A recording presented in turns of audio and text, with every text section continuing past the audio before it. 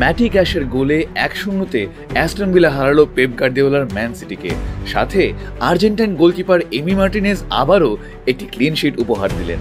পরপর 4 ম্যাচে জয় নিয়ে অ্যাস্টন ভিলা চলে এলো পয়েন্ট টেবিলের 7 নম্বরে, আর ম্যান সিটি 9 ম্যাচে 3 পরাজয়ের স্বাদ গ্রহণ করে টেবিলের 5 নম্বরে অবস্থান করছে। ম্যাচে আর্জেন্টাইন এমি মার্টিনেজ অসাধারণ সেভ দিয়েছেন। বক্সের মধ্যে সেভ দিয়েছেন 3টি, ডাইভিং সেভ দিয়েছেন 1টি এবং বল রিকভারি করেছেন 17 বার। ম্যাচ রেটিং ছিল 7.9। অপরদিকে নিজের অসাধারণ ফর্ম বজায় রেখেছেন আরেক আর্জেন্টাইন এমিলিয়ানো বুয়েন্দিয়া। ম্যাচের একমাত্র জয়সূচক গোলটির কারিগর ছিলেন তিনি। ডিএনের শর্ট কর্নার থেকে বলটা পাওয়ার পরই ডিফেন্ডারদের মাঝখান দিয়ে দারুণ এক পাস দিলেন ম্যাটি ক্যাশকে, যা ক্যাশ ফিনিশ করলেন দারুণভাবে, যদিও 29 মিনিটেই তাকে ইনজুর্ড হয়ে মাঠ ছাড়তে হয়।